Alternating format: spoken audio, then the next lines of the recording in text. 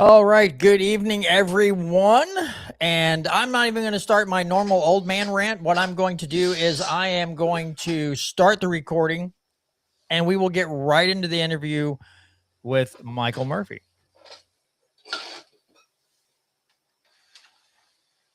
The Constitution isn't just a document.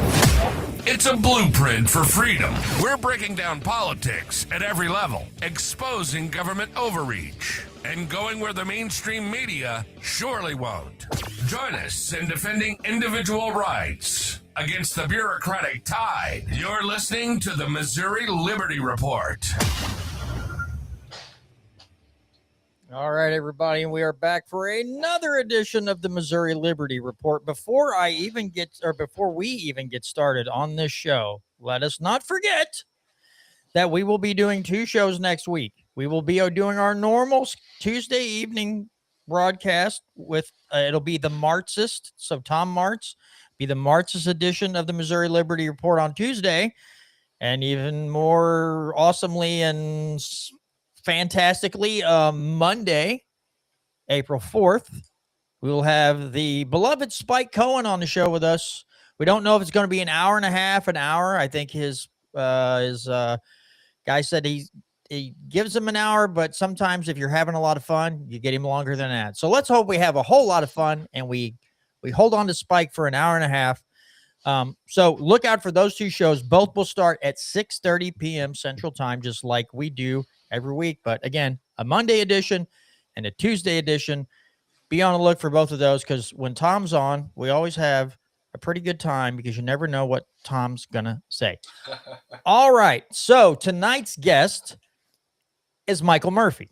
He is running for Cook County Board President. Now, he's out of the Libertarian realm. And when you think of Cook County, you don't often think about libertarians. You think about other political parties, but not necessarily libertarians. So it's a little bit odd. So, Michael, welcome to the show. And if you would just first off, give us a little bit of your background and tell us why you chose to run for this elected position. Yeah, first off, thank you for having me. I really appreciate the opportunity to be here today. So something about me, I am not from Chicago. I'm actually from Detroit.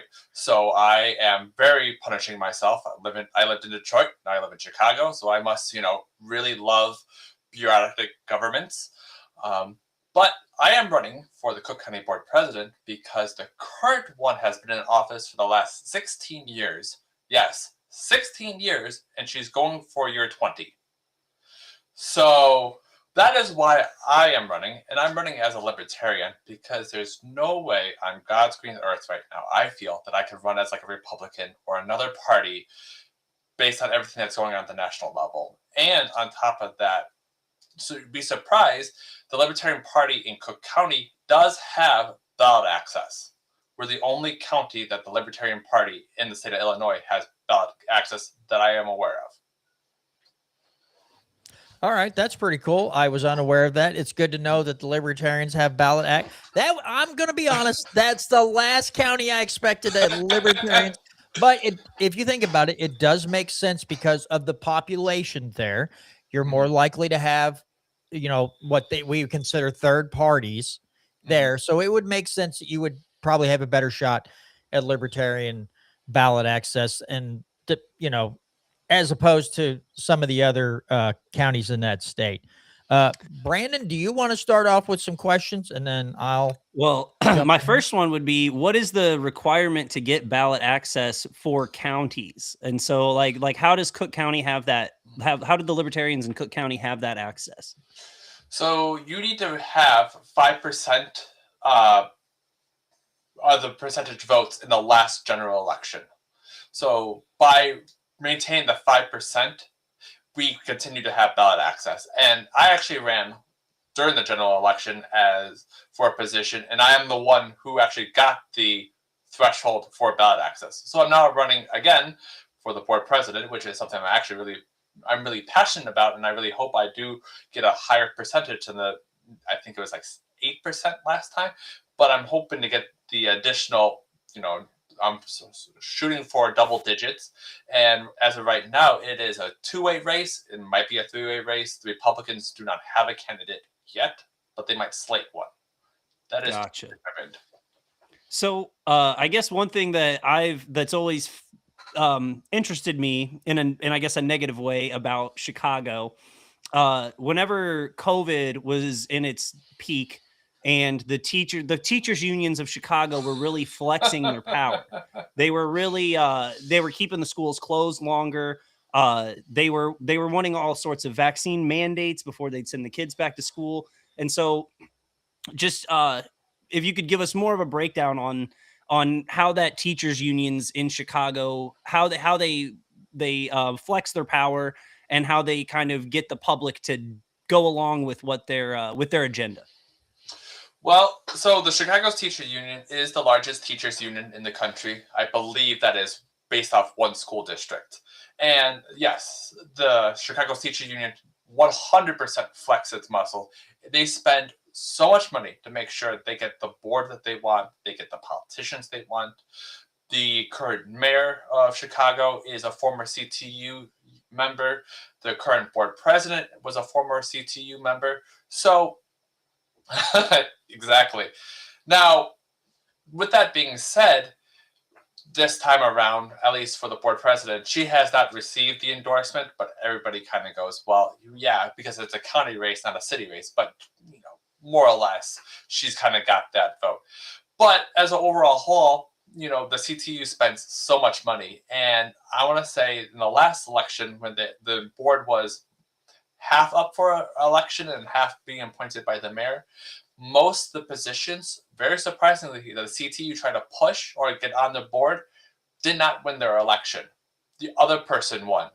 And you're starting to see a shift, I believe, in a better way, in a fantastic way, that the CTU is actually losing a lot of its grip, because on May 1st is I don't know where you guys are at, but it's supposed to be this big union strike day. You know, don't spend your money, May Day, I believe that's what they're calling it. And they wanted classes canceled. They wanted teachers to be able to go out and strike or, you know, protest. And the Chicago board actually did not side with the Chicago's teacher union. Now it's still like a day of action. They're supposed to like talk about everything that's going on, but it's still, they're not getting what they want as often as they want, which is fantastic because, you know, I believe no organization should be able to influence politics to that level. And I'm going to say this, and I know some libertarians believe that businesses can have individual rights or personal rights, or exactly how I'd say. I don't believe that. You know, organizations, you know, they're an organization. They don't have really essentially any rights, in my opinion. I believe the individual people that work there, yes, but not a business or organization does. So, John, anything on that? Well, okay. So when you say that, expand on that a little bit so I have a better understanding of what you mean. Because if you're talking about, because when I think of it, right, I don't want businesses influencing politics in a way like in Missouri, right? Mm-hmm. We have a we have a Republican supermajority in Jefferson City in that Capitol building, and it is because the lobbyists have a stranglehold on everything.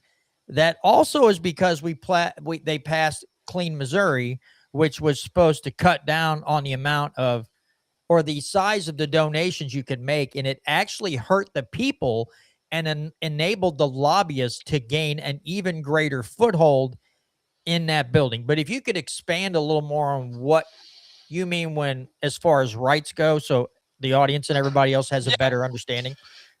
So when I say by that, what you were saying, I don't believe organizations should be able to help influence, give these large donations to politicians or political parties, or even the whole aspect of with PACs, just the ability to influence and buy politicians as a whole, the whole lobbying process, I don't believe should happen. You know, I'm a big favor, at least from what I understand, overturning Citizens United, getting big money out of all politics, whether it's at the local level or the national level or the state level. Oh, I was just gonna. So to clarify, when you say that corporations don't have rights, you're specifically talking about campaign funding and election money. In that regards, yes. Okay. Okay, that kind of makes sense, because I was going to be like, as someone who as also a fellow libertarian and someone whose gut instinct is to get government regulation out of everything. Mhm. When you hear a statement like that like corporation, like private entities don't have rights, you go, my instinct is to go hold the phone. Let's think about what we're saying here. But no, that in the realm of political influence and money in politics, it's pretty generally across the board that the less money in politics, the less Mhm. corporate control you're going to have over politicians.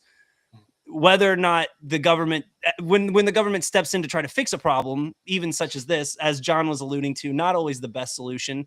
Mhm. Personally, I think the best solution would be transparency, and try to force the people to be like, are you really going to vote for someone who takes all that money from all these people? It should be the in my opinion, that's the driving point. But Mhm. Yeah, and 100%. I mean, unfortunately, you got PACs and other ways people get donations that don't necessarily get recorded as well. But yeah, and on top of that, especially in Cook County, typically if you're a Democrat, you've already won your. Once you get past the midterm, you've won. So there's not always a whole lot of competition on top of that.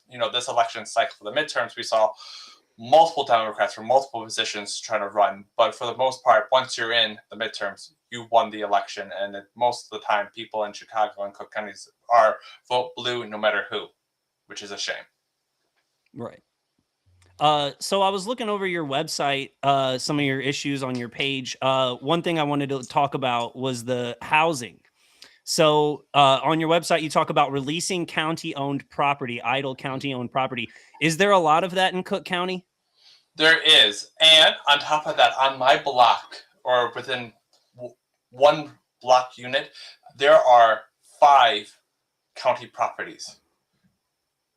So, and I moved into my house in the end of 24, and the signs are still there. The county still owns, and it's just so I live on the west side of Chicago, and it's one of those areas that economically it has not seen the same level of development maybe as some other parts of the city, but it just shows how big the situation is. We've talked about a lot of people like to talk about housing as a human right, or we need to build more housing. Well, there's ample land to build this. It's just the developers don't want to come in to build it because it costs them too much to go through the permit process, to start the process, to build something. And then once they get started, some regulator's going to come by and says, you got to stop. And that's all time material for that company. And they're paying property tax on that land while they're trying to develop it. And it's just anything that slows down the process hurts neighborhoods like mine. Yeah, I totally agree. Go ahead, I was muted. No, I was just, I agree. Yeah, no, having government owned property that could be zoning in general can really influence a housing market dramatically in itself. So yeah, removing government owned property through, it says, release idle county owned parcels for private and non-profit housing through open bidding or long-term leases.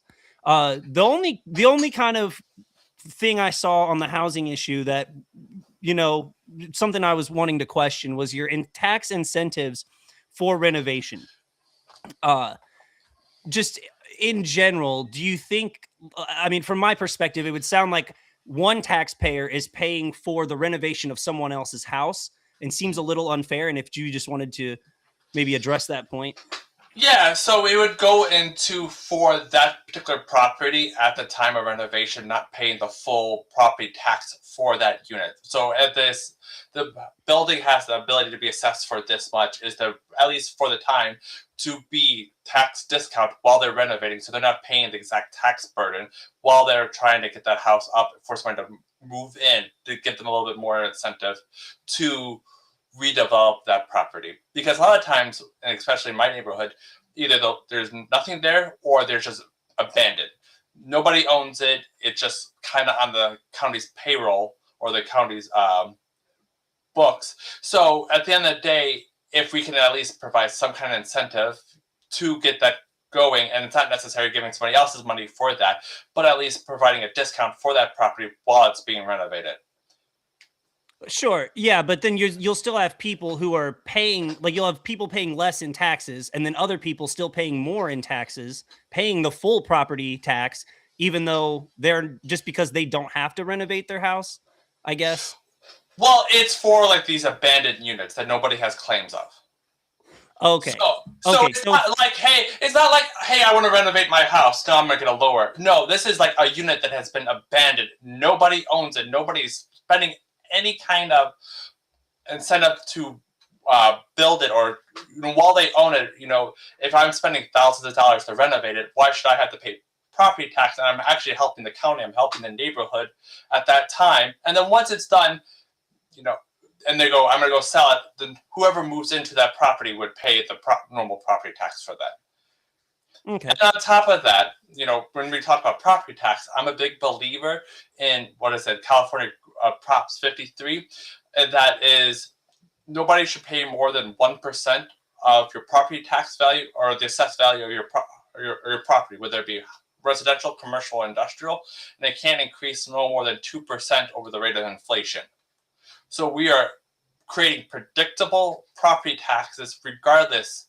And on top of that, because when a house that's then being renovated, this kind of contradicts myself, being renovated, because it's worth less, that 1% is going to be already significantly smaller because the house at that time isn't worth that much. And it can also provide an opportunity, because that person bought a property at a relatively low price, you can also incentivize them to live there after they renovate it. Okay. Yeah, because we have a problem here in Missouri where we have an NGO that had basically forced all the assessors in the state of Missouri, and I think all but like 4 or 5 were putting up some resistance that said, all of you will raise the assessments by 14.99%, regardless of anything. You're going to all raise it to 14.99%. And the assessors who are like, we don't like this. This sucks. We feel like we're taxing people out of their homes. Then there was a threat of, you'll lose your job, or your budget for your assessor's office will be removed, or you won't get any of the taxes we collect. So they put the heavy boot of tyranny right on him and said, you'll either cooperate or we'll find somebody who will. But there was such an insignificant portion of the assessors that decided to go this. If half of them would have rose up and said, we're not doing this. Screw you. I'm not signing this. Go take a hike. But we don't have that because, unfortunately, they don't want to risk their job in order to help the people that elected them to that office. So it's crazy. It drives me nuts. But so let me ask you this, because this is one of those topics that, I mean, I'm not making fun of you, Michael. The city of Chicago gets made fun of a lot, like especially on holiday weekends. In Missouri and other states are like, good Lord, look, Chicago had a great time. They had like 20, 30 people shot and 10 killed over a holiday weekend. So give us your thoughts on, because anytime that happens, the knee-jerk reaction is, we need more gun control. We need to write this law. We need to write that law. Give us your thoughts about when you hear someone say that. What's your initial reaction when somebody mentions more gun control laws? Am I there? Yep, you're here. All right. Sorry about that. I don't know what happened. So to answer your question, no, more gun control is not going to solve the problem. You can go to Indiana or the surrounding states, and if you really wanted to purchase a gun there, bring it to Chicago. More gun control is not going to solve that problem. What is going to solve this problem, which is probably probably the most anti-libertarian statement that I could say, is we need to make sure our mental health and homeless services are able to take care of the people that are causing this. So a lot of times it's mental health issues.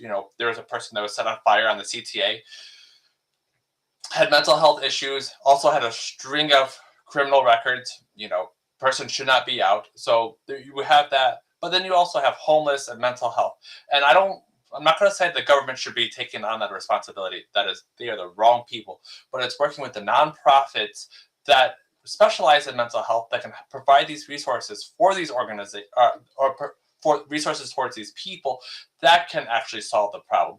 So it's working with them through the county, through the city, to help solve crime. Because at this rate, we're just kind of pointing the finger, and everybody wants to blame, guns, but people will find a different way. Like the person that was caught lit on fire, there was no gun there, but that still happened.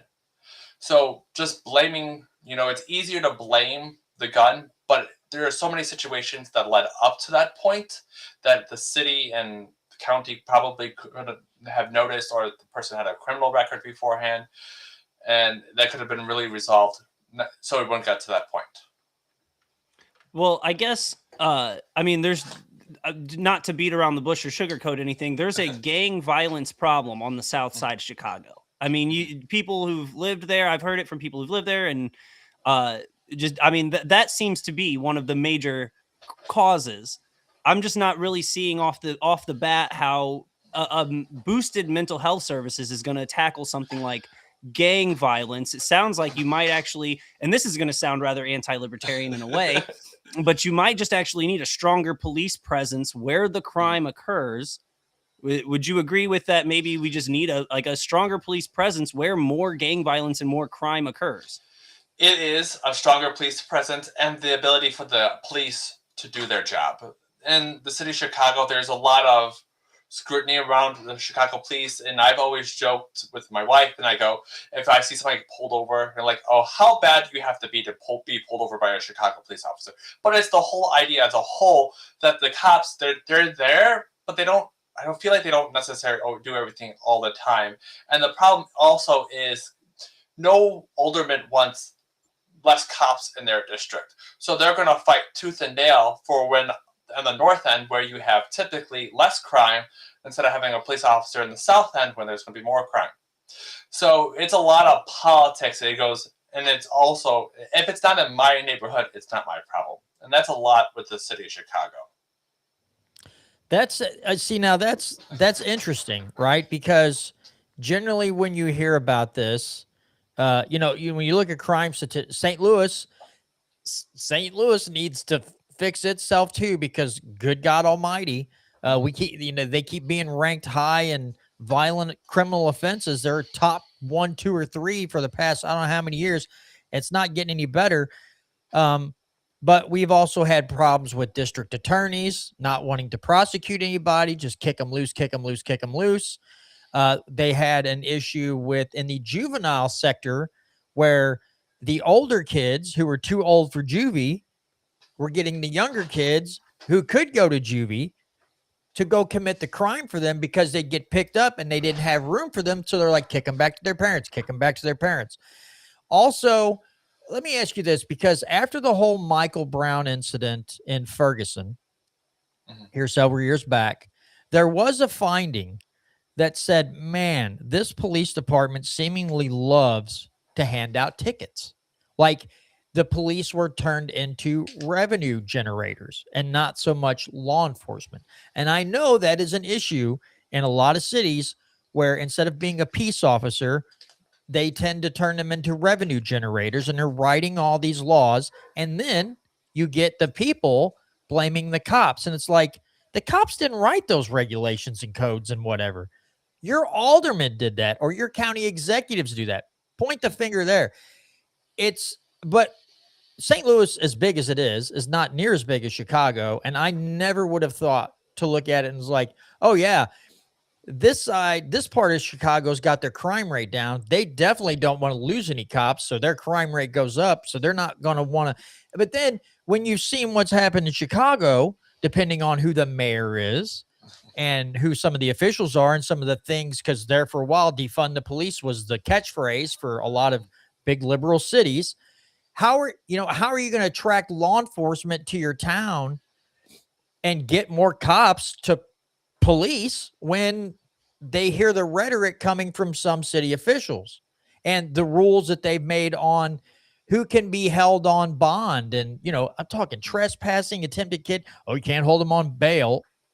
So all these things are not conducive to an environment that people in law enforcement are like, yeah, they seem to be serious about cracking down on crime, and I'd love to help. Seems like they're creating an environment where cops are like, I don't want to go there. It feels like I'm going to be handcuffed at every turn. Do you think that's part of it or no? Well, I'm going to say the first thing about the revenue generator for the police department. I don't necessarily believe that's the case. In the city of Chicago, we sold off the parking meters. So when you pay for parking, that's not going to the city of Chicago. That's actually going to a third party. We sold off, and this is not necessary, but we sold off one of the expressways, bridges, one of the toll roads. So we've sold off that aspect. And really, we have speed cams everywhere. Speed cams, red light cameras, all that fun stuff. A lot of people have a lot of thoughts on that. But that's how I feel like is the major revenue generator. When it was originally, when you're going 10 miles and over, I could kind of see it, you're going a little too fast, potentially, especially for a school zone. Now they changed it to 5, and that's obviously a cash grab at that point. But in regards to handcuffing police officers, yeah, 100%. It's one of those things. There's so much nuance in the Chicago Police Department. You can't, there've been, there's so much corruption that's happened over the years who are still paying for disgraced detectives and their lawsuits for people that have been found not guilty. They were more or less forced in confession. We've also had issues with the Chicago Police Department being overly racist. So what they can and cannot do, and they're over federal oversight. So there's just a lot of handcuffing the police officer. And one of those things, I truly do believe that we should decriminalize drugs. But in order to decriminalize drugs, you need to have a strong police department that can handle situations like that. In other countries that have decriminalized it, sometimes right above the police department, that's the place where people are actually doing these, they're actually doing drugs. Versus, when Seattle decriminalized drugs, well, they kind of handcuffed the police officers and they said they couldn't really do anything. So it got everywhere. So we really do need to make sure our police department is funded, has the tools that they need to do to keep us safe while making sure they're not being handcuffed, but also respecting our rights and liberties that we've given the police officers. So would you support a measure? I saw on your website that you support ending qualified immunity, which I'm sure everyone in this chat agrees with for sure. But have you ever thought about possibly forcing the officers to be bonded themselves? Because like you were saying, and we deal with this, every state, every jurisdiction has dealt with this at some point, where their police officer or someone in their city gets sued. Either they sue the city or they're suing the police department. And then the taxpayers end up being on the hook. Either they're paying more for the insurance that the officers are going to have to hold, that the police department has to hold, or they're paying out directly when the city loses a lawsuit. And so, that's just millions of dollars that the average person has to pay because somebody else violated the rights. Have you heard about having police officers being bonded versus having the city bond them? And is that a measure maybe you would support? So I have heard about it, and I don't have one way for or against. And I believe it was on one of your podcasts that you were talking about, not necessarily making sure the officers pay for their bond, but my concern about that is when the police department just give them extra money for their paycheck, and I understand the idea, well, they're paying it out their check, but I'm sure through union powers, because it's Chicago, they'll find a way for the city to be paying the bond insurance. Or maybe the city will pay so much, and the union will cover. I'm not quite sure, but I'm sure some way or another, the taxpayers will be paying that bond. That's a fair point where you have, police unions. That's actually a very solid point.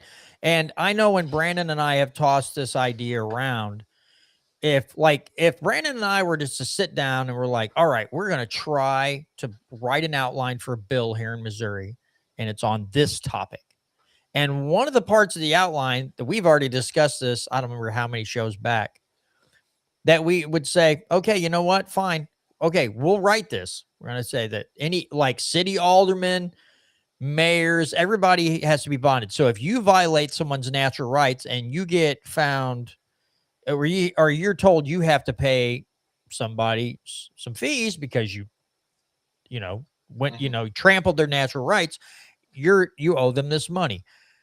I wanted to write in the bill that absolutely the city or the police departments or whatever they will not be allowed to help cover their bonds, because that was kind of one of my fears, was like, I mean, you don't have to take you don't have to think real deep to see a city doing that, right? They're like, oh, don't worry about it. It's fine. Like, to entice police officers to come in, like, we'll pay your bond. Don't worry about it. And so, yeah, it's either affecting their wages. So that's more taxpayer funds that are being siphoned. The budget's got to be redone. They got to up the budget. So you'd almost have to write into the law that says you can't do that.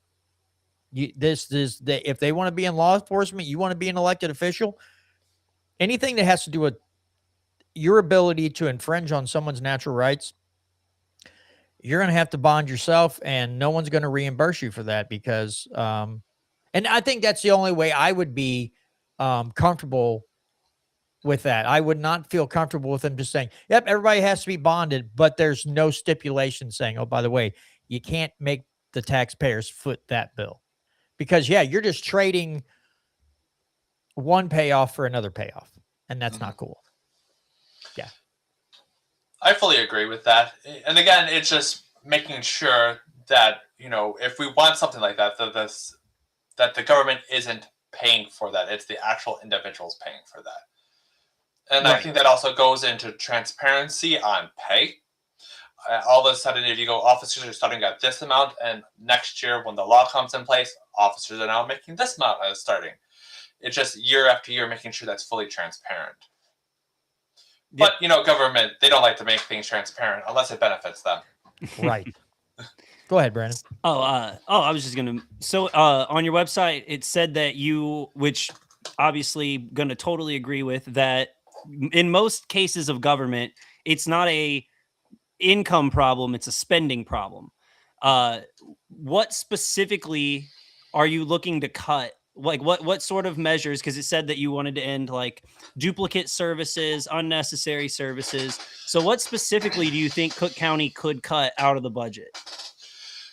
So part of a longer term plan. So I'm a big believer that we should work with consultants. We should try to make sure that the actual government payroll is as small as possible, because if we keep the government payroll large, that means pension obligations. Now, pension obligations are tied to the Constitution of Illinois, so I can't go ahead and change that, but I can change who works for the county. So it's working through that and making sure all our systems are up to par and that there's no redundant systems. Unfortunately, I don't have necessarily a fantastic example, but that's one of the things that we can make sure that the county isn't on hooks for long-term pension obligations, that we will save taxpayers money in the long run. It might cost a little bit more in the short term because consultants and third party, but in the long run, you don't have to pay that pension obligation. Gotcha. So it's more of contracting out a lot of the work instead of having to pay a pensioner to do it. Correct. Okay. But I mean, I'm sure there's duplicate services.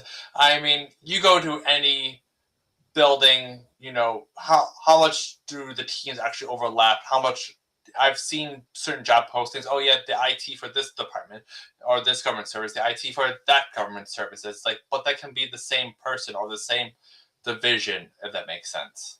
Oh, I mean, I just could guarantee you, just based off the size of Cook County, you've got tons of duplicate services. You've probably got tons of waste, fraud, and abuse. I'm sure Chicago, not trying to be mean, because I'm sure St. Louis has some too, but I'm sure Chicago's got a lot of that fraud that we're seeing up in Minnesota and in California. I mean, just based on the sheer size and how similar a lot of these Democrat-run cities seem to operate. And not that Republicans have been very good about cutting down on it by any means, but they tend to be the ones to more shine light on it. And they love pointing out when they find Democrat cities with lots of fraud. So no, I'm sure you're right. I'm sure there's lots of places you could make cuts. I'm sure there are tons of duplicate services in there. One thing I did want to touch on that kind of shocked me was how reliant Cook County is on the public healthcare system, and how much actual healthcare that the county operates. Because I've seen a lot of counties. I mean, I've heard of some free clinics. I've seen counties and obviously states and federal governments subsidize healthcare in lots of ways. But it seems when I was reading your website that there's a lot of county government running hospitals and running these care facilities, and just off libertarian principles that seems antithetical to, getting the best value out of something and creating free market competition. And it just seems that, I just wanted to get, I guess, your whole opinion on how much public health that Cook County, services, and if possibly, and I did like your point that you said you wanted to remove bureaucracy before care.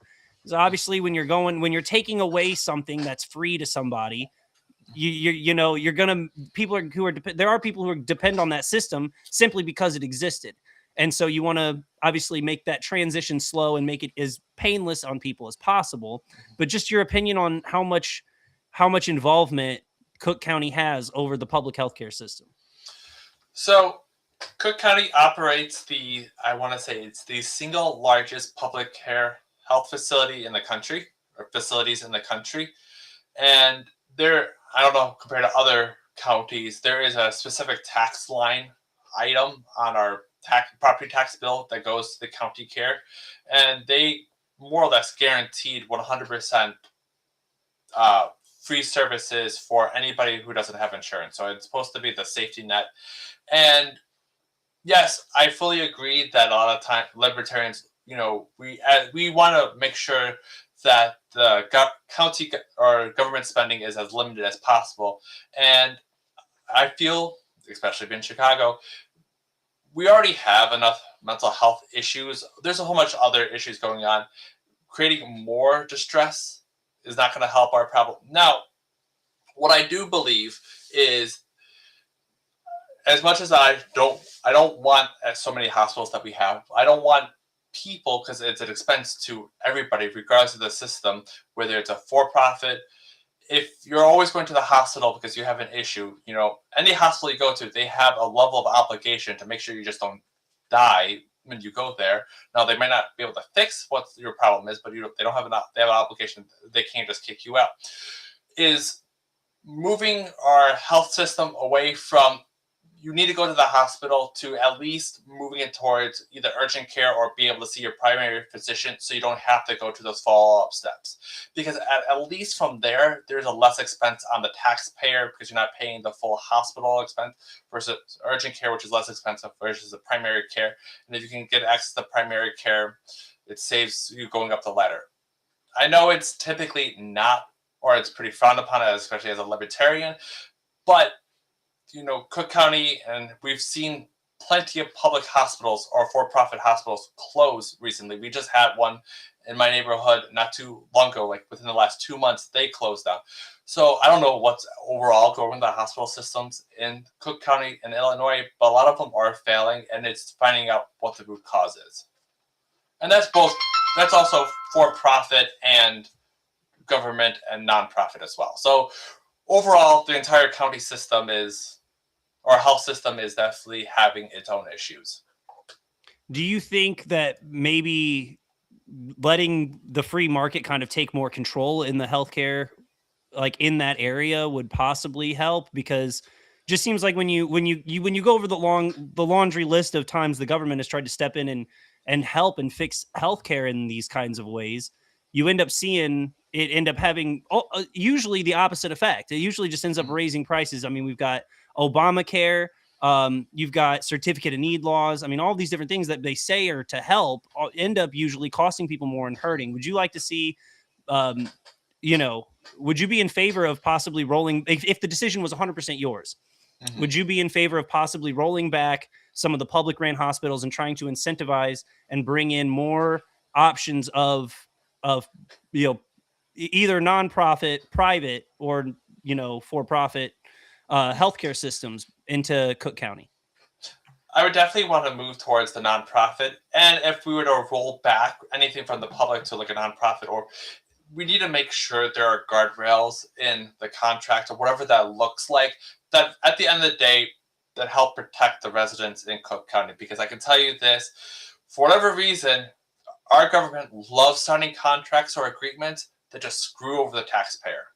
Whether it's selling off this asset, selling off that asset, giving away this right, giving away that right. For whatever reason, we just love giving away assets and rights to organizations that just end up costing us millions in the long run. Right now, the county government, just kind of sidetrack, they're trying to upgrade the property tax system. It's been over budget. It's been overblown. It's like the project has gone multiple years on, and apparently this is the only organization or company we're working with that can do this. So it's what I'm trying to get back to is making sure that whatever we do at the end of the day, it's good for the taxpayer, it's good for the resident. And if it's moving things off the county to a nonprofit or another organization, I am for it as long as it's good for the resident. Yeah, because I kind of looked it up here.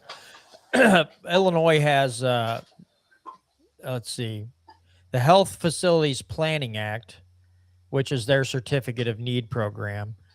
And it basically says the act established the Health Facilities Planning Board, since renamed the Health Facilities and Services Review Board, which, this is what drives me nuts, guys, which issues permits for construction or modification projects proposed by or on behalf of healthcare facilities and for the acquisition of major medical equipment. To obtain a permit, a person must justify that a proposed project is needed and financially and economically feasible, in addition to satisfying other criteria as established in the board administrative rules. Included in the application review is the opportunity for public comments and a public hearing that provides a community input into the process. So here's my thing. If it is a county-run facility, right, then the taxpayers should have every right to comment on anything they do.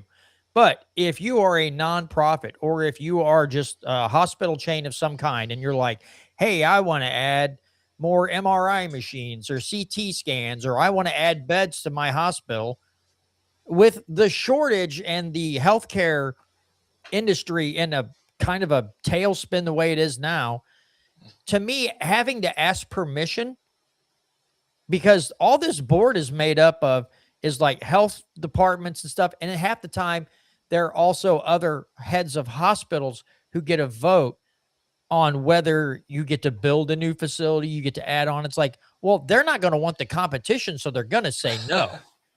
I think certificate of need just needs to go away. If there's another way, if there's going to be any way to make sure that hospitals don't close up, or you get more, again, you get more urgent cares, or you get more small doctors' offices, having to ask permission to build it and then justify it, that just seems absurd to me. Would you agree with that, Michael? I 100% agree with you on that. Well, and not to mention that the only thing that competition, like that private businesses, the only people who hate competition more than private businesses is the public sector and the government. Yeah, the government hates competition.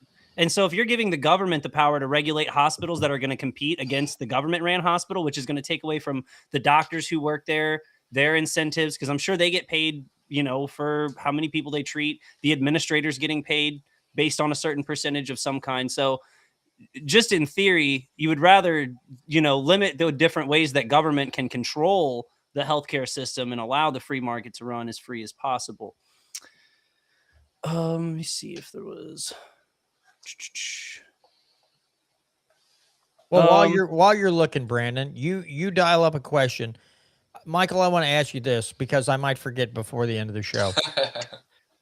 I am 53 years old, and my brain is not as sharp as you younger gentlemen. So, but if there was one topic that you're really passionate about when you're running for board, if there's one thing that you could pick out in particular that really drives you nuts about government or whatever, what would that one issue be where you're like, this is where I want to really make an impact? What would that one topic or issue be for you? So it would be support. So the biggest thing for me would be building more homes and continue the growth of the county and Chicago by limiting permitting laws and regulations that hurt growth. Right now, I believe Cook County is set to be, so right now Cook County is the second largest county in the United States behind LA County, but I believe we are going to slowly become the third largest county by mid 2030s based on population loss. So if we don't slowly start turning this ship around and start changing our policies, we're going to start losing residents. We're going to continue losing businesses. The city of Chicago's lost a few big names already, and the names are just corporations that are leaving just keep adding up. So it's fixing that. Okay. So a question I had, what is the relationship that the city has with the county? Because in St. Louis, it's St. Louis City inside of St. Louis County, but it's its own jurisdiction. So, for instance, when during COVID, the second half, so not the second half, but towards the end of 2020 is what I meant to say. At the end of 2020, St. Louis County actually shut down for a second time. So you couldn't do indoor dining, you couldn't go to the gym. It's a full lockdown. But the city was open. And so there was basically the county had no jurisdiction within the city. Obviously the people who lived there was people who got to be on, well, I don't even know if the people who lived in the city are on the county board, but what is the relationship like between the city and the county, and I'm assuming the city has a lot more power over it, like inside the city? Yes, so the city definitely has more power within the city. So, the city of Chicago is the third largest city, and more or less the county gets its full power or all its revenue more or less from the city of Chicago. So it's kind of whatever the city wants, the county provides, but it's also because the city's blue, the county is blue, there's kind of a mutual relationship between that. And they're kind of, I hate to say, like best friends in that regard. So there's not really a whole lot of pushback between one and the other. All right. So on your website, you talk about, excuse me, I'm sorry. You talk about immigration, and just as a libertarian, this issue for us is a hard one, and there's a lot of internal debate in the party. Do you think it's important? Because like you said, even in Cook County, you have hospitals that are completely free if you don't have health insurance. Immigrants, they have access to our education system, oftentimes for free, paying less taxes on education and on certain entitlements. Do you not feel it is important to sort of curtail federal spending and entitlement spending before we have more of an influx of immigration? Or do you not see that as an issue? So, I guess, can you reword that question? Right. So, obviously, under President Biden, we had a mass influx of immigrants, and they were being sent to cities, and they were overrunning some of their facilities. I know Chicago was having it, New York was having it. They were sending in immigrants, and they were staying up in hotels, taking taxpayer dollars just up front off the dime from their transition from being here. And I'm saying that as a whole, immigrants have access to like you said, they have access to the healthcare system because Cook County has an entirely free system for taxpayers and for citizens and for non-citizens. And so would you not be okay with possibly curtailing some of our entitlement spending before we allow like a mass influx of more immigration?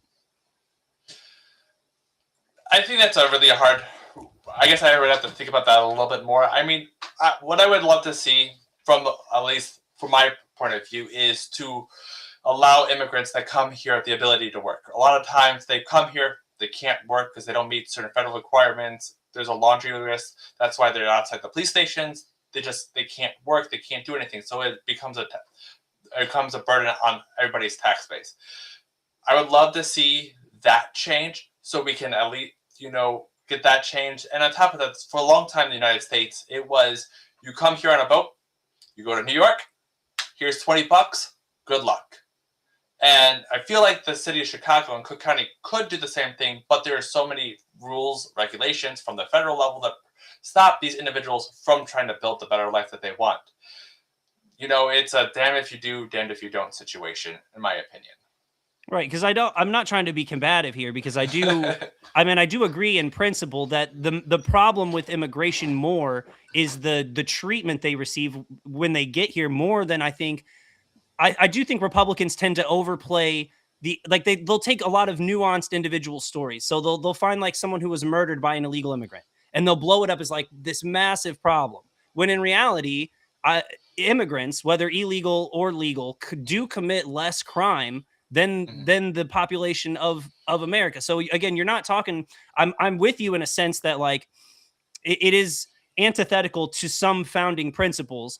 Although I think that with the current system we have now, being an open borders libertarian seems like first we'd have to solve the issue of entitlements before we decided we were just going to let in more people who do want to have a better life and want to work, because you do have a lot of people who take advantage of that system. And there's, regardless of who what they're undocumented or documented, there are people that are going to take advantage of the system because it's the system. At the end of the day, that's going to happen, and it's trying to limit those people to prevent them from happening. I'm a strong believer that most people that have come here, they come to this country, they want to work, they just want a better life. If we give them a little bit of tools, they're going to be able to do that, give them an opportunity to work. And I believe for the most part, most of the undocumented immigrants are providing more resources to the city and the county than they are costing. And on top of that, if those undocumented immigrants are living at a place and they're paying rent of some sort, the place they're paying rent to is paying property tax, which is a direct to the city and the county, the state. May not file state or federal taxes, but the taxes they're spending, whether it be sales tax, whether it be part of the property tax that they rent, if they do this, if they do that, they're contributing to the local economy. They're supporting other businesses that are popping up. During like Midway Blitz, a lot of Hispanic neighborhoods and a lot of that had legal documented immigrants, they saw a huge decline in population or spending that hurt their own economy, that caused drawbacks from them for businesses to close. And it was no fault of their own, but they lost so much of their client base because of situations like that. So, and in regards to the open borders, I don't support open borders. I really do think we should keep it closed. However, the policies that we have done to just say nobody comes in regardless, that's what hurts us. If there was a efficient, streamlined way for somebody to come to this country legally, they would do it. But we made it so convoluted, to take it so long for somebody to want to come to this country, that it's just easier for them to come here illegally, which is creating part of the problem. It's big government doing big government stuff. And then the city and the county have to take care of it, or have to deal with that. So before we had this massive influx for, a few years, my one thing, because there are two different people at work. They are both from the Philippines, came here, had their work visas, whatever, and then worked to become naturalized citizens. And so I asked one of them, I was like, how long did it take you? And this person is not a lazy person. Like, they're not like, just kind of him-haw around. 9 years. And I'm like, okay, that, pardon my French, is retarded to make. If someone's actually putting in the work to get there, 9 years seems a little bit excessive. Here's my worry. And I'm glad you said that you're not an open borders type of immigration person. here's Mike. To me, the red flag comes when I hear somebody's like, just open borders, it's fine. Here's what scares me. And I'm kind of in the Scott Horton camp of things, right? It's because our foreign policy, the way it is, the way we muck around in these countries and we cause a refugee crisis, you're going to have some angry people. And if you're just like, hey, come on in here, how do you know you won't have some blowback because of our foreign policy? And that's what that I heard Scott Horton say it, and it clicked in my head like, that's a really good point. If we weren't mucking around in other nations and screwing with things and tinkering things or kidnapping their presidents or whatever, we might not have such of a refugee type movement as we've seen. So some of that is, I will say a little bit, at least 10-15% of that is our foreign policy, which I think affects things. And but anytime I hear some people like no borders, I'm like, have you not paid attention to what we're doing around the world, that we're going to irritate some people? And if you're just going to say, come in, and there's not going to be any vetting process or anything, you're literally welcoming a possible attack on some city in the United States. And that, again, until I heard Scott Horton say that, I was like, Scott, you nailed it again, buddy. Good job. Now you got me thinking about it all the time when we're talking about this. But I do want to add to what Brandon said too. Because I have worked with people who it is a union facility, so they're not making like minimum wage, and they put in a lot of overtime. They show up to work every day, so their work ethic is fine, but then they openly brag that they're getting their paycheck every week, and they're also getting other entitlement stuff. And it's like, wait a minute. Why are you openly saying that? That's a good way for somebody to like start screaming at you. That's the part I don't like. Again, if they're coming to work and they're doing their thing and they have their work visa or whatever, and they're just going to work, or you figure out a way to employ them, cool. But once they get that employment, I don't want the entitlement or the handouts on top of it. I just, the redistribution of wealth stuff really chaps my buttocks. So, I mean, do you feel the same way about that? 100%. And again, I believe if we give immigrants the opportunity to work, and most of them will. Now, again, regardless of immigration status, people are going to try to abuse the system. No matter what happens, people are going to try to abuse the system, and we should try to definitely limit that fraud that's going on. And to go to your comment about redistribution of wealth, the best way to redistribute wealth is create economic opportunity for everyone by opening the free market. So, a small business can become a medium business, we become a large business, and that large business can maybe go to a medium-sized business. That is the best way to redistribute wealth, is creating market opportunity for the individual and a collective, or people that want to start a business to build their wealth to compete.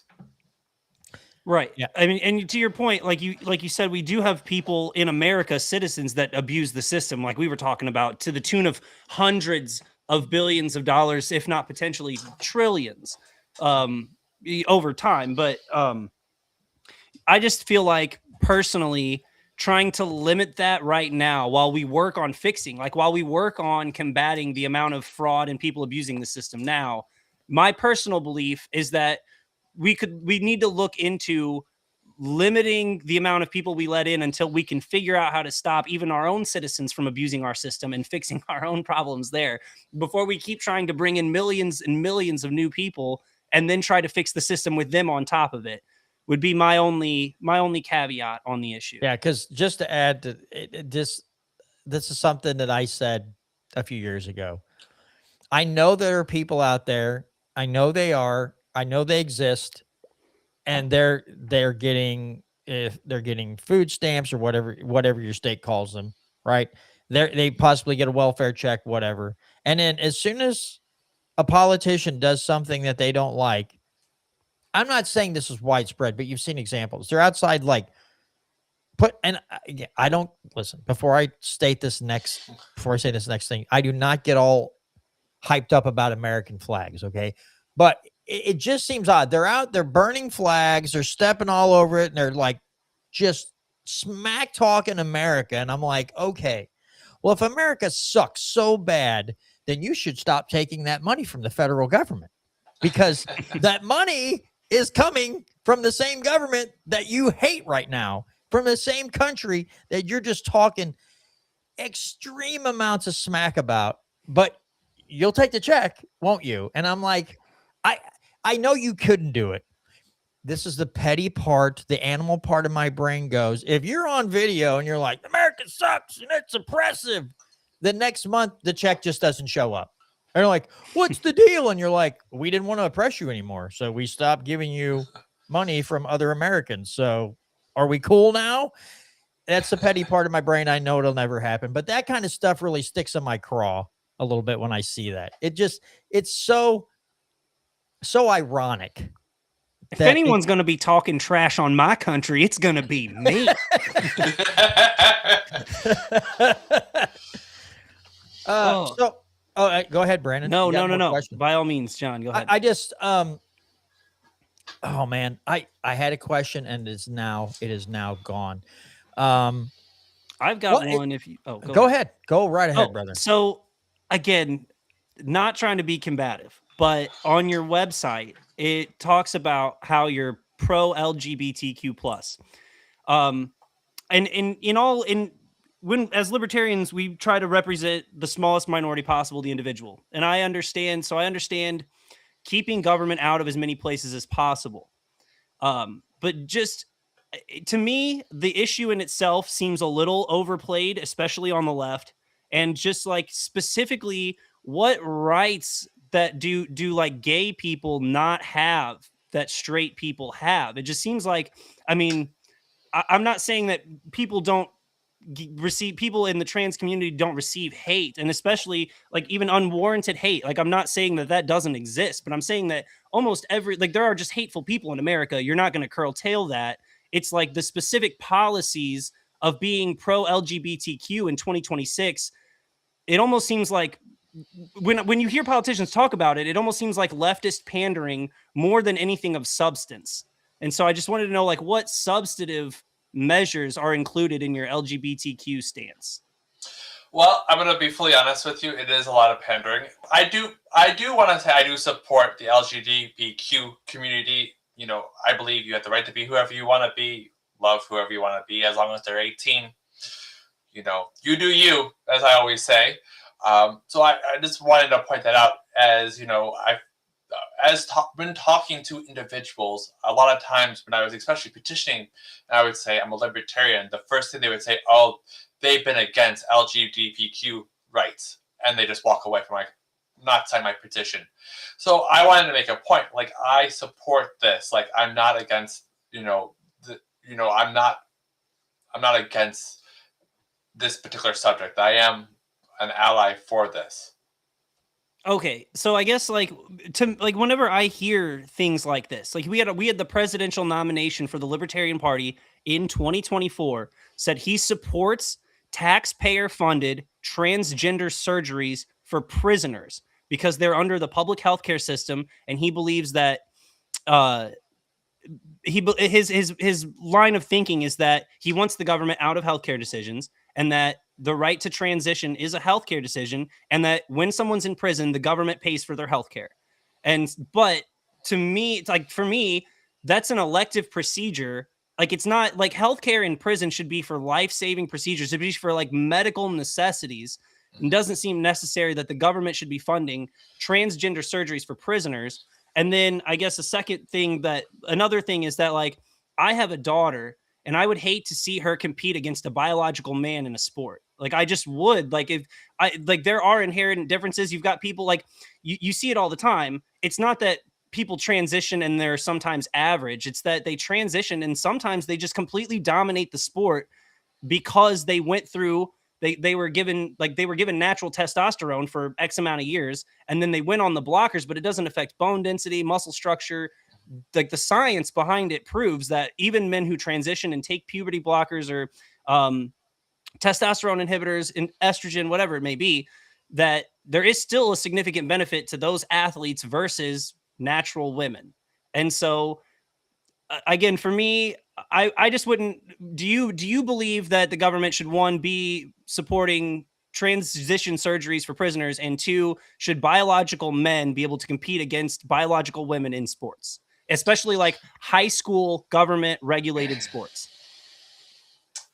So, the answer to the first question, I believe that any medical procedure that happens in prison should be a life-saving procedure.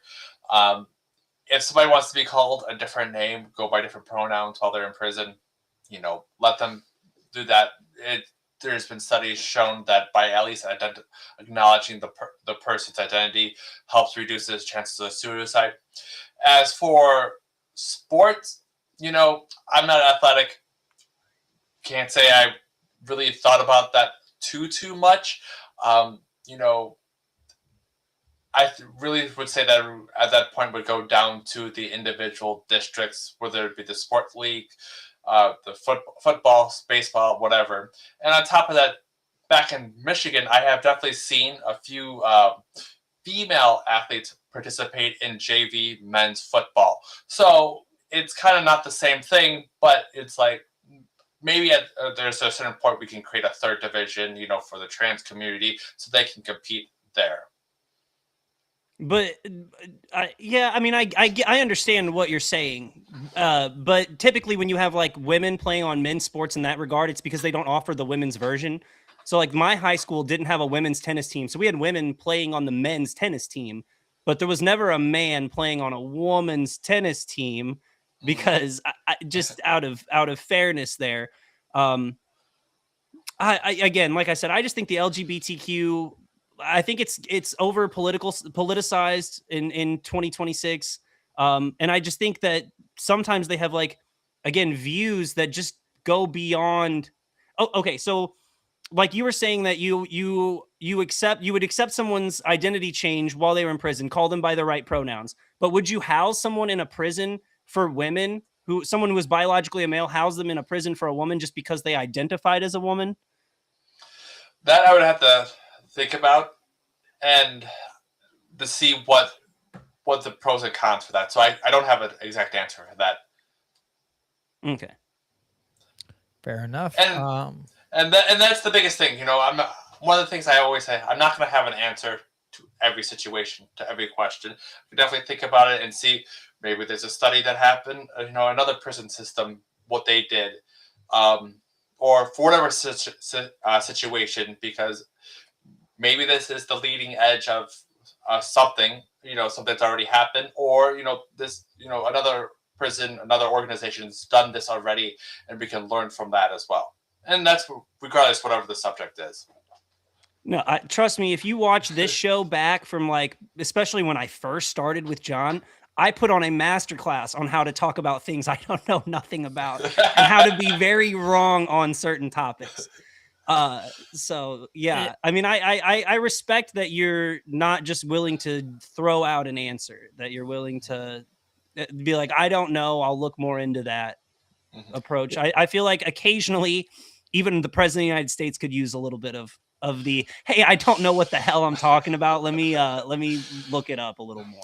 Yeah, let me speak from experience here as well. That I have been on this show and I have said things. I've been doing this since late 2019 when I started my first podcast. And I did 1 year before that, quit doing it for a while, came back to it in 2019.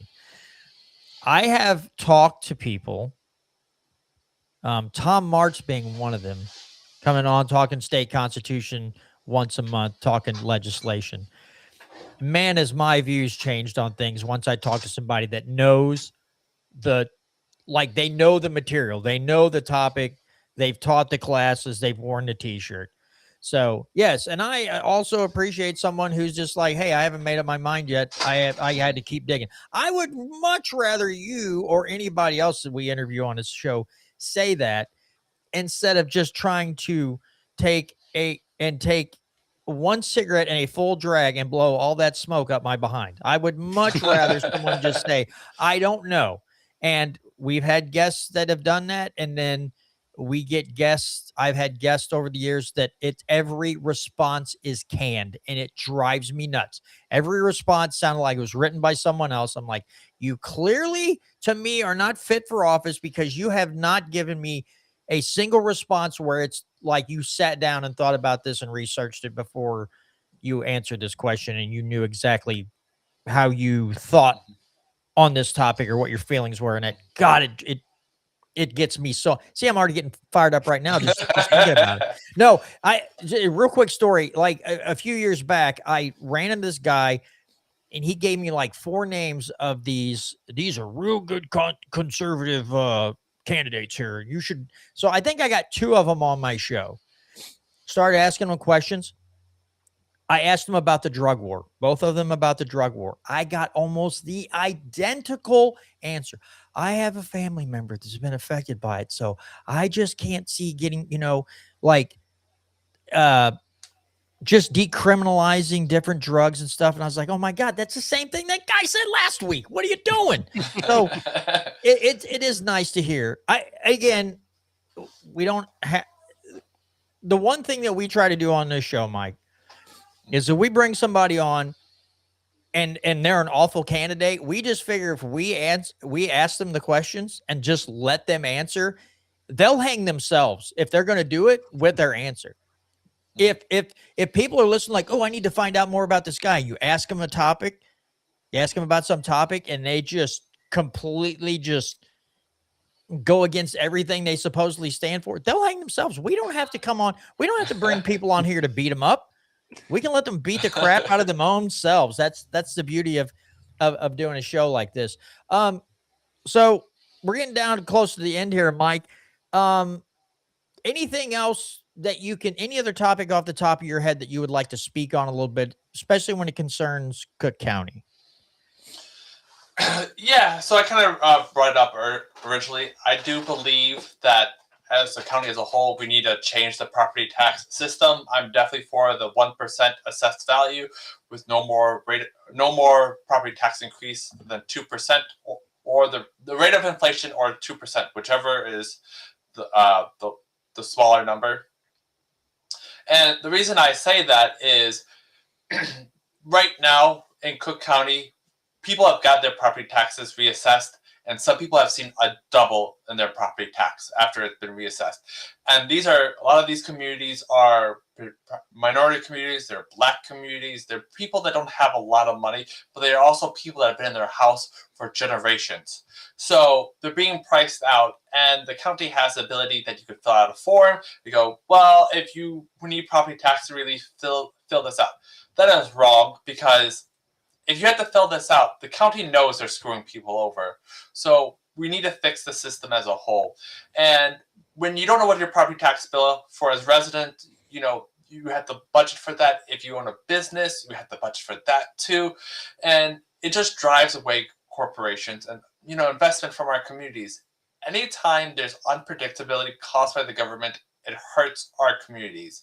And you see it in other neighborhoods, whether it be the South or West Side, or overall throughout Cook County. Some neighborhoods can deal with the influx more, but there's some neighborhoods that can't. Like in the southern counties of Cook County, they're seeing the same things that happened to Detroit. They're seeing a complete loss of their tax base, and they're almost getting ready to close up and file for bankruptcy. Now, I don't think the state will let them do that, but they lost a lot of their tax base, and nobody wants to invest in them because they have to pay such high property taxes to fund the systems, and the liabilities and the pension obligations that they currently have. So it is an interesting conundrum for them, because they love to preach. We hear it in this state too. They love to preach how they love small business owners, they love businesses, but their tax structure and the burden that they put on everybody in that area says otherwise. It like completely is backwards from the message that they preach when they're campaigning. And the fact that they don't want to look at their budget and they don't want to try to trim that budget so they don't have to keep, like, as you said, possibly doubling their property taxes. Again, we're seeing in this state 15% increase, and you're just like, I haven't done a single improvement on my house. And everything seems arbitrary when it comes to the government and their assessment of your property. And depending on where you live in this country, I know some areas, they have inspectors. They have people that they pay to drive up and down the streets to make sure that you're not doing something without a permit. And so they can keep an eye. Oh, he made an improvement that we're going to get him. We're going to increase his property taxes. And and then they turn around like, we're just hemorrhaging people. Duh. Have you not seen what your system creates? Garbage in, garbage out. What are you doing? So they have built a system that cannot stand on its own 2 feet without constantly siphoning and sucking more money away from the people just to try to keep this whole thing afloat and trying to convince them that there's other ways to do this. I might as well just walk over to that wall and start talking to it, and I'll have the same luck. Yeah, I mean, in Cook County, it's the pension obligations. Okay. They don't go. Do you have any sort of like figures for that? Like how much of a drag the pension system is on the city? Is it? I'm assuming it's significant. It's significant. So I want to say the city of Chicago is about 30% funded compared to a lot of other cities in the within Cook County. Some of them are closer to 70 to 85%. But the biggest problem is like the southern cities. So south of Chicago, they're so underwater, and the obligations are just so high. And I want to say it's like every $4 out of $5 are going to try to pay for the pension. So you're not even getting the services that you're paying for. You're paying for the pensions because it's so underwater. It sounds like a direct representation of what our federal government's going to be like in about 6 or 7 years. Like we're just going to be servicing the interest on the debt, and we're just not going to be getting any of the services that we pay for. I thought of a question because it's a real hot topic here in Missouri right now. Data centers. What is the talk of data centers in Cook County, and where do you stand on the implementation of data centers? Hold that answer real quick, because I just pulled up Illinois policy website. In Cook County, 75% of police, fire, property taxes go to pensions. Oh my God. Go ahead with what the other thing, Michael. Jesus. So before I answer that, I wanted to finish off. So I originally, when I first got on, I said I was from Detroit. And what I'm seeing in Cook County and into the city of Chicago is exactly what happened to the city of Detroit. You don't see it one for one. So the southern suburbs are losing its population due to the high property tax. You could see that when the city of Detroit lost its population. You're seeing big corporations leave. Boeing, Caterpillar, they're leaving. That's the same thing that happened to downtown Detroit. They lost their big businesses. The Chicago Bears are threatened to leave the city of Chicago for either Indiana or Arlington Heights. The Pistons left the city of Detroit for a while. So there are a lot of similarities that are going on in this general area that happened to the city of Detroit. And we all know what happened to the city of Detroit. It went bankrupt. And the only reason I feel that Cook County and the city of Chicago has not faced the same consequences, because for the most part, the population has not significantly dropped or has been leveled. Once these big businesses that generate the revenue for the downtown really start leaving, you're going to see a spiral to happen, because the government will never stop spending the amount of money that they need. They will find somebody else to pay it. No matter what, as you were saying, property taxes are generated based on how much the county, the city, the taxing district needs to collect. At the end of the day, that is what your house to them is worth, your property is worth. Now, for data centers. As an IT guy, I believe it is up to the community to vote, and if they want a data center in, fine. If they don't, fine. But a lot of the shady stuff that's been happening back and forth, we're not going to tell you who's building here. You know, there's a huge outcry for we don't want a data center. You know, those politicians, those political leaders that aren't listening to the people they're supposed to represent, they need to be voted out. In Chicago, I haven't personally seen my electric bill gone up or increase relatively. I haven't seen a change into my water pressure or anything that you have seen. But also, being in Cook County and Chicago, I'm also close to an industrial area. I'm also close to, you know, commercial areas. So it's not the same thing as there's no industrial and all of a sudden I'm planting a huge data center right there. There's data centers, there's shopping centers, there's everything, you know, is relative into the city of Chicago. Everything is, they try to make everything walking distance, you know, per se. You should be able to try to walk to your job or take one bus. Regardless, it's up to the people. I personally, I actually don't see a benefit for a data center. It's great for the construction jobs, but once it's in, there's 10 people that work there on a shift, maybe. A Right. seemingly very low employment rate once once it's constructed. There's nobody. And again, it's also going into these contracts. So if we're going to put a data center and we're going to guarantee something, how much are they guaranteeing that they're actually going to generate once the property is built? You know, you could say, oh yeah, it's going to generate X, Y, and Z tax revenue, but how long until that tax revenue? Because a lot of times, you know, in Cook County, we're giving, you get a tax break on this, and you get a tax break on that, and you get a tax break on this, because, you know, we slice up the tax pie differently because you want to build this. Yep, same thing we face here. I forgot. I actually had another question that I pre-wrote earlier, missed it on the bottom of my page here. It says you support transit reform on your website, and just my libertarian instincts tell me that, you know, it's not necessarily the government's job to provide transportation. It seems to me like when you do something like this, you take money from one group of people to pay for the service of another group of people. I mean, I did like your point that you wanted to expand different ride sharing services in the city. It wasn't all necessarily about public transportation per se, but it didn't seem like there was much of like the, I guess, classic, you know, this is not a necessary government function and the private market could probably do it better. It seemed more to align with that you were going to try to keep the public transportation system, just kind of refine it more beneficial and less waste, fraud, and abusey. I don't know your opinion on the, you know, the public transportation system as a whole. So I would love the public transportation system to be privatized away from the government.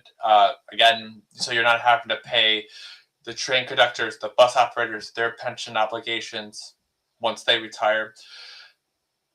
I'm all for that, but also the city of Chicago has one of the largest public transportation systems in the world. You know, we have trains that come in and out. We have bus systems. The reform it to actually work for somebody, and whether it be public or private, it needs to overhaul, needs to be fixed. And right now, there's a huge, at a national level, the CTA has been under hot water because of all the crime that's happened on the CTA recently. And on top of that, they're trying to expand it. So I think that now is a good time to bring reform. I'm not quite sure if it's good to keep it public, if it's good to keep it private. Something I would have to look into. I know other train systems have been privatized and they seem to be doing well. I want to say the one in Florida has been privatized. So that is an option, something to consider. It's one of those things. There's a lot of moving parts to Chicago's transit system. All right, gentlemen. Well, we have about 6 minutes left. So, Michael, we will leave you any closing comments you'd like to make before we end the show this evening. Yeah, I just wanted to say thank you for having me. It's been a great conversation. The last thing I wanted to bring up real quick is there's a mega projects bill that's trying to be pushed through the state of Illinois legislative. Pretty much, it's a huge tax break for anybody who wants to build in the city of or build in Illinois, and it's what it ends up doing is it's going to hurt local taxing bodies, and it's going to force everybody else's taxes to go up to pay for that new piece of infrastructure for multiple years. And as a libertarian, most people would go, well, don't you want zero taxes for X, Y, and Z? That's not the way to do it. The way you don't give special privileges to one person that you can't give to another. So if they can get 0% or low property taxes, I should be able to get the same. And if we're carving up the pie, it's not fair, it's not right, and that's just bad legislation. So Absolutely. Well, we appreciate your honesty here tonight. We appreciate you joining us on the show. It's always interesting to hear, again, as I stated at the beginning of the show, from a libertarian in a big metropolis like that, because listen, I'm not saying there's some kind of unicorn and they don't exist. You just never hardly hear of them or from them. So I was like, yes, we normally cover Missouri stuff and we cover national stuff, but it's like I never see a name of a libertarian running in some big city. So I'm like, if this guy's willing to come on this show, let's do it. Let's have the conversation. Do you know why that's the case? Why you don't hear about anybody? Why is that? Because the news media won't give us the time of day to be That's on true. that conversation. And we've had in the past, a cease and desist letters to news organizations that had only done one party or the other. So we are forcing news organizations to at least have conversations with us. Very nice. All right, folks. That's going to do it for tonight's episode. Again, don't forget on Monday, we will be joined by Spike Cohen. That's next week, Monday at 6:30. And then on Tuesday, we will have our monthly visit with Tom Martz. So make sure you tune in for both of those, because those are going to be fantastic shows. Again, when Tom's on, it's always a very interesting conversation, and you never know which direction it's going to take. So for those of you on YouTube, Rumble, or Facebook, those of you who watch the show every week, we greatly appreciate your viewership. I've noticed that subscriber numbers are ticking up, view numbers are ticking up. And if you're listening to this on any podcasting app or at molibertyradio.us, we appreciate your continued listenership. And with that, I say, make sure you come back next week for 2 shows right here at 6:30 on the Missouri Liberty Report.